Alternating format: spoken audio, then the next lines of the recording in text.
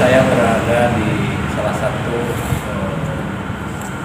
restoran di mana saya sedang bersama Sekretaris Umum LPTQ Kabupaten Pandeglang. Sedikit bincang-bincang sejauh di mana peran LPTQ, bagaimana kiprah LPTQ di Kabupaten Pandeglang. Pak Jadis, bisa diperkenalkan dengan sahabat channel dan introduction. Assalamualaikum warahmatullahi wabarakatuh. Sahabat Dhani Production yang saya banggakan, saya Haji Abdul Aziz Muntaha, kebetulan saat ini diamanahkan menjadi Sekretaris Umum LPTQ Kabupaten Pandeglang. Pak Haji, ini terkait dengan LPTQ ini, berbicara LPTQ, soal LPTQ. Sebenarnya tujuan LPTQ itu seperti apa sih? Bisa disampaikan kepada sahabat channel dan introduction. Selama ini mungkin mata awam melihat LPTQ itu hanya mengurus MTQ saja. Padahal sesungguhnya visi-misi dan tujuan dari LPTQ itu bagaimana Al-Quran ini bisa dipelajari, bisa dihayati dan bisa diamalkan. Itu substansinya sebenarnya. Hanya kalau MTQ itu hanya salah satu saja dari fungsi atau tugas LPTQ. Terkait dengan program LPTQ seperti apa? LPTQ Pandeglang ini sejak 2017 di masa kehidupan saya itu memiliki program yang rutin penyelenggaraan MTQ tingkat kabupaten, kemudian penyelenggaraan MTQ tingkat provinsi sampai dengan nasional. Di samping itu juga ada program pembinaan calon-calon peserta yang akan diikutsertakan ke tingkat provinsi selain dari rekrutmen melalui seleksi MTQ atau STQ. Kita bekerjasama dengan pondok-pondok pesantren, perguruan tinggi, kita sudah MOU program-programnya seperti itu. Kemudian juga yang tidak kalah penting, programnya itu salah satunya yang yang terbaru dan program yang brilian sekali sesungguhnya, program satu desa satu hafidh. Ini kepedulian dan giroh dari Ibu Bupati kita, Ibu Anja Irna. Di 2020 ini adalah tahun pertama program itu bisa dijalankan. Mudah-mudahan ke depan bisa juga kalau anggarannya memungkinkan. Jadi ada pembinaan, ada kerjasama dengan pesantren dan lembaga pendidikan dalam hal ini perguruan tinggi. Kemudian juga kita membina secara internal di LPTQ itu sendiri. Itu pembinaan. Nah, hal ini sesungguhnya menjadi sebuah tampilan syiar bahwa Pandeglang sebagai kota santri. Ini tampilan syiar. Jadi tidak hanya MTQ, tidak hanya hafidho, tetapi juga bagaimana kita bisa menjaga marwah Pandeglang sebagai kota santri. Nah, terkait dengan peran pemerintah cukup perhatian terhadap LPTQ. Ini prestasinya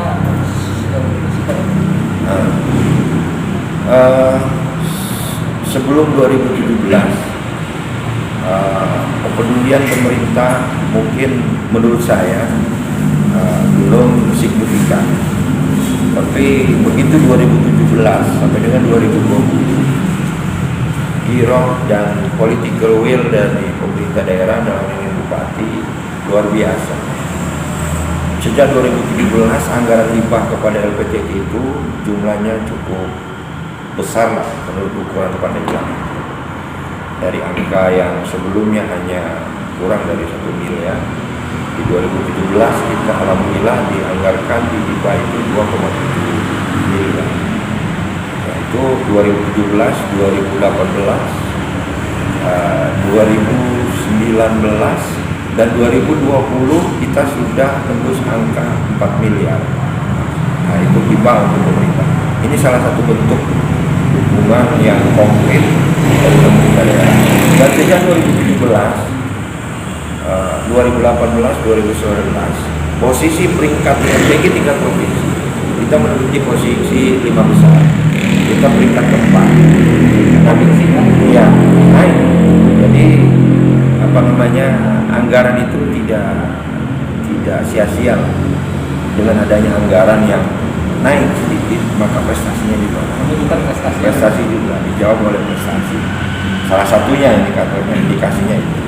Nah, di 2020 ini sesuai dengan keinginan Bupati, nah, kita alhamdulillah masuk 3 besar.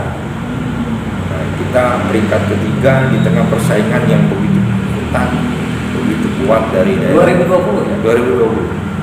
Maka di 2021 kita berancang-ancang sesungguhnya memiliki target kalau tidak kedua ke satu, kalau tidak ke satu kedua.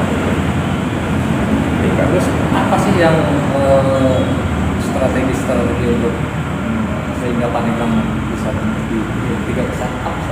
Nah, ini juga gerakan berjamaah dalam artian semua komponen kita turut serta. Tidak hanya PTK di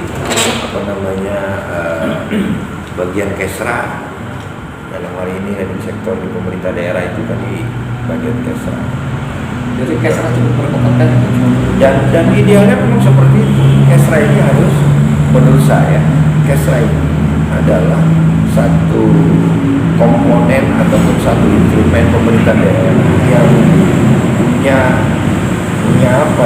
punya hubungan langsung dengan yang sifatnya keagamaan, dan dia harus familiar dengan organisasi-organisasi kemasyarakatan Islam, kemudian dengan tokoh-tokoh ulama itu familiar. Makanya ini sangat menentukan sebelumnya, apalagi Pandeglang ini sebagai kota santri. Nah, secara umum nih, bagaimana peran LPTK menjaga marwah Pandeglang sebagai kota santri? Nah, mungkin Kang Denny masih ingat ya, pada waktu itu dalam rangka Muharram misalnya, itu perayaannya itu di kampung-kampung. Betul, ya. Obor di kampung-kampung. Saya waktu itu sedang ngobrol dengan Ibu Bupati, Bu, bagaimana kalau ini coba kita naikkan levelnya di tingkat kabupaten supaya siarnya itu lebih. Ya, alhamdulillah disambut sangat luar biasa. Maka waktu itu memang saya harus akui belum ada anggaran dari pemerintah, itu masih urunan terselenggara acara atau kegiatan pawai obor tingkat kabupaten. Dan Kang Denny tahu waktu itu jamaahnya ribuan, itu ribuan yang datang. Dan semua komponen ya, semua komponen, pesantren, India, MPK, semua itu terlibat. Pemerintah daerah, semua dinas-dinas, SKPD semua kan ikut. Nah, itu dirangkaikan, saya namakan waktu itu diskusi dengan teman-teman yang ada di Festival Muharram, rangkaiannya pawai obor, Festival Sholawat, ya, Festival Sholawat, Marhaba, itu masuk itu. Dan itu alhamdulillah sekarang sudah ada di APBD, itu di bagian Kesra, itu sudah rutin. Itu salah satu bentuk syiarnya PT. Nah, ke depan akhirnya dengan puncaknya tabligh akbar itu ya. Ya, tabligh akbar itu kita kan Ustaz Abdul Somad, kemudian Habib Syekh, Sholawat kan itu juga tidak lepas dari hasil diskusi-diskusi kecil kita. Itu kan peran Kesra sendiri. Salah satunya itu kuncinya ada di Kesra. Nah, bagaimana bisa memodify program, dan memang diperlukan tipe dan karakter leadership di Kesra ini sebagai corongnya pemerintah, terutama Pandeglang sebagai kota yang terkenal dengan julukan kota sejuta santri 1000 ulama, harus bisa mengcover. Disitulah pemerintah hadir di tengah-tengah masyarakat yang mayoritas Muslim, yang harus bisa hadir di sana melalui sosok-sosok itulah ini bisa menggabung semua orang. Dan itu waktu itu akan berkelanjutan dan berkesinambungan menjadi program tahunan pemerintah daerah. Betul. Apakah ke depan nanti akan diselenggarakan Ya tergantung situasi dan kondisi. Kalau memang anggaran itu bisa mencukupi, ya bisa dilaksanakan. Atau kondisinya itu juga misalkan sudah mereda pandemi COVID-19 ini, ya insya Allah kita berharap betul 2021 bisa dilaksanakan. Nah ini kemarin baru saja memberikan insentif kepada calon hafid itu sejauh mana pemberian insentif? Jadi program Ibu Bupati itu melalui LPTI satu desa satu hafid. Kita ingin di 2020 ini program ini dicanangkan, kita memberikan insentif rangsangan kepada anak-anak kita. Satu tahun itu senilai 1.200.000 per orang kali 339 desa kelurahan atau 339 orang. Dan itu sebagian peserta di rekrutmen kita seleksi itu kerjasama antara LPTQ, Ikatan Pendidik Al-Quran, kemudian MUI, dan beberapa komponen organisasi lain. Itu rekrutmennya di setiap desa. Maka muncullah satu desa satu orang itu peserta.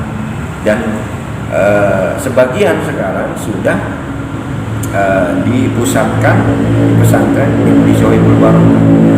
Itu kurang lebih 130-an orang di sana.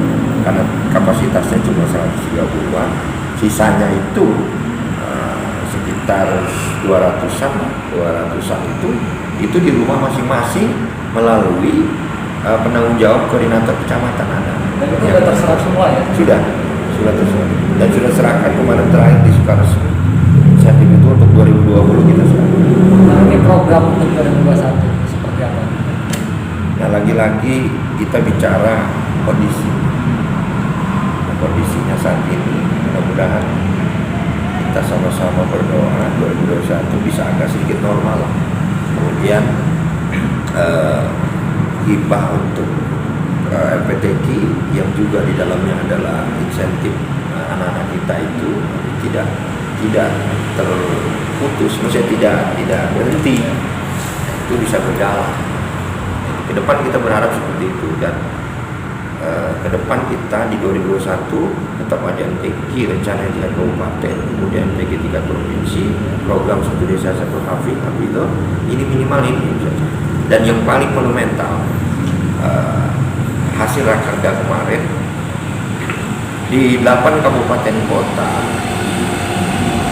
di Banten. Kalau Banten sudah punya mushaf Al-Mantani, kemudian kota Tangerang sudah punya mushaf sendiri. Mushaf itu Al-Quran. Nah, Al-Quran dia mushaf ciri Aceh kan ada mushaf Al-Mantani ada. Jadi masing-masing daerah punya. Nah belum. Nah kemarin terakhir waktu rakerda kebetulan kita ada salah satu narasumber Pak Dr. Nolan. Tangsel sudah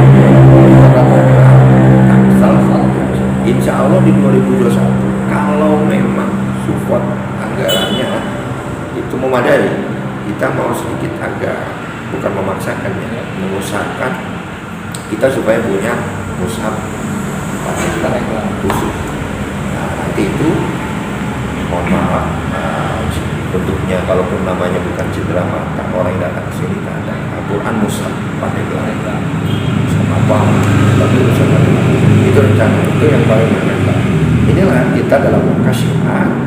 Kemudian di samping itu dari program yang barusan itu saya bacakan yang terakhir program ini yang mudah-mudahan bisa dilaksanakan. Yang terakhir itu kita survei melek Al-Quran. Survei melek Al-Quran. Karena ternyata hasil survei LPTQ provinsi Pandeglang sebagai kota santri angkanya itu tinggi orang yang belum melek Al-Quran. Maka kita coba survei lagi menurut Pandeglang. Itu beberapa program yang prioritas. Yang terakhir bisa disampaikan himbauan harapan untuk para santri masyarakat muslim di Kabupaten Tangerang untuk menghadapi LPTQ 2021. Ya, jadi